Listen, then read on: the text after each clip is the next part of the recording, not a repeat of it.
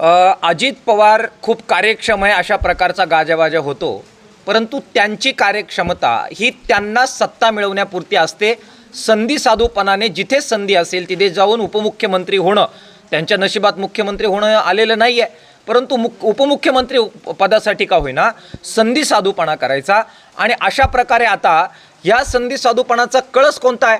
कर्जमाफीची घोषणा या सरकारने देवेंद्र फडणवीस साहेबांनी निवडणूक प्रचारात केली, त्या स्टेजवर होते ना अजित पवार, त्याच वेळी त्यांनी का थांबवलं नाही की आपल्या कर्जमाफीची परिस्थिती आपल्या राज्य सरकारच्या तिजोरीची नाही?